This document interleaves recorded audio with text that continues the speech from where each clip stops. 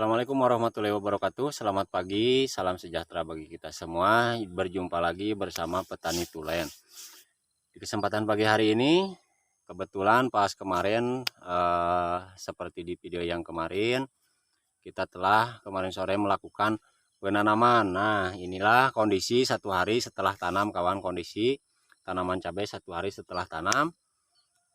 Dengan kemarin melakukan sistem ataupun kita menggunakan teknik pruning sejak dini, karena ini penanamannya dilakukan menggunakan bibit cabutan. Nah, sehingga ada hal yang beda, tentunya makanya saya menggunakan teknik pruning, yaitu pembuangan daun seperti ini. Seperti terlihat di belakang kawan-kawan, ini banyak tanaman cabenya tidak berdaun, kawan. Yang dimaksudkan untuk pruning ini adalah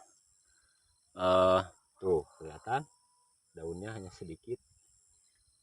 Pruning ini ditujukan untuk mengurangi dehidrasi pada tanaman cabai kita ataupun respirasi, kawan. Nah, supaya tidak mudah mengalami kekeringan karena diakibatkan terputusnya akar akar benih saat dilakukan pencabutan. Dan ini selain daripada pruning, kita melakukan perendaman juga selama 2 menit. Ke air rendamannya yaitu kita menggunakan zat pengatur tumbuh berbahan aktifnya natrium, kawan. Merek dagangnya Atonik. Perendaman bibit dengan natrium dan juga pruning daun semenjak di penanaman pertama, di awal penanaman, ternyata membuahkan efek. Karena ini sudah tentunya sudah beberapa kali, makanya saya berani bagikan kepada kawan-kawan semua. Barangkali ada yang berminat mau menanam cabai, berminat mau berbudidaya cabai, dalam hal ini untuk penanaman di musim kemarau dan juga menggunakan bibit cabutan, saya referensikan gunakan dengan teknik ini dengan cara yang simpel, sederhana dan juga efektif, yaitu dengan melakukan pruning. Sebelum tanam, daunnya dipangkas habis, ya disisakan hanya seperti ini, kawan. Tuh lihat. Nah, seperti ini hanya tersisa beberapa helai saja. Nah, karena ini kita membuang daun yang berada di bawah sini. Nah, itu tujuannya untuk mempercepat keluarnya tunas baru. Nah, nanti setelah satu minggu setelah satu minggu setelah tanam, berarti kita tinggal beri aplikasi hormon lagi, yaitu berbahan aktif kode kimianya GA3, kawan, ataupun Giberlin. Nah, menggunakan Giberlin supaya mempercepat pertumbuhan. Ini supaya mempercepat merangsang tumbuhnya akar dan juga tentunya tunas baru. Nah, Giberlin dikombinasikan dengan pupuk daun yang berkandungan nitrogen agak tinggi lah, supaya mempercepat proses pertumbuhan. Nah, kuncinya di situ.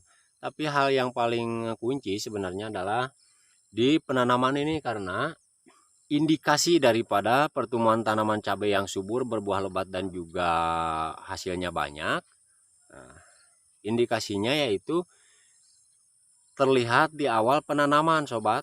Di awal penanaman, yaitu kalau misalkan di awal penanaman cabai kita cepat beradaptasi, bibit kita cepat tumbuh, itu mengindikasikan bahwa tanaman cabai kita berpeluang untuk bertumbuh subur dan juga berbuah banyak, sobat. Mau itu cabai rawit, benihnya terserah lah, mau benih apa juga, yang intinya cabai.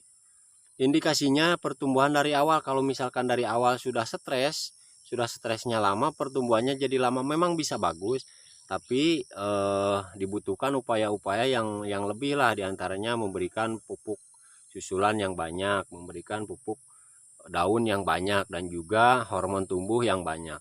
Tapi kalau kita mensiasatinya dari awal, nah, kita upayakan bibit cabai yang kita tanam itu tidak mengalami stres terlalu lama, kawan. Jadi biasanya stres cabai kalau misalkan di musim penghujan, stresnya biasanya berlangsung selama 5 hari. Selama 5 hari. 5 hari itu proses tumbuhnya akar baru yang berwarna putih biasanya kawan. Sobat-sobat bisa mencabut, bisa mempraktekkan ini. Itu mau tanaman cabai di halaman rumah, mau menanam cabai di belakang rumah juga bisa. Mau skala besar dan skala kecil, mau menanam cabai di polybag juga sama. Mau di hidroponik juga sama, tapi ada yang membedakan kalau sistem hidroponik menggunakan AB mix. Nah, seperti itu. Saya akan lihat-lihat dulu. Ini tidak akan saya tidak melakukan penyiraman untuk 1 hari setelah tanam karena kita sebenarnya penyiraman itu situasional kawan. Jadi dilihat dari kondisi tanah. Kalau kondisi tanah kita misalkan memungkinkan tidak dilakukan penyiraman ya tidak gitu. Karena untuk ini utamanya untuk lahan sawah untuk menanam cabai jangan terlalu lembab karena mengakibatkan nantinya lahan sawah itu susah kering lagi kawan. Barangkali ada yang belum mengetahui. Makanya kalau misalkan tanah sawah sudah becek, sudah kelembabannya sudah tinggi, memang dari pas tanam gampang, tapi nantinya penanganan penyakitnya utamanya layu. Tanaman cabai kita mudah terserang penyakit layu. Nah, sebenarnya ini bukan pagi, udah agak siang. Seperti inilah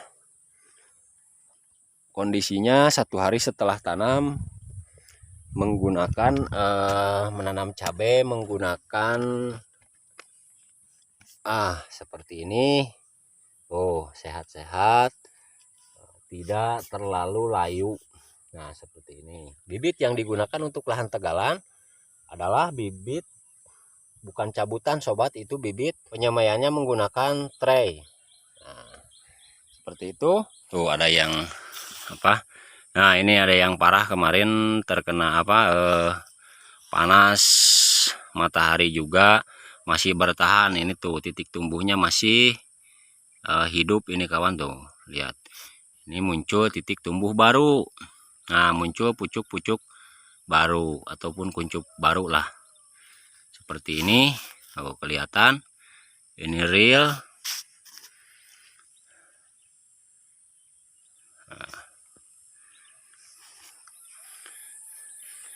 Saya tidak melakukan penyiraman dikarenakan ini tanahnya masih cukup lembab. Saya kira paling nanti sore dilakukan penyiraman, nanti sore.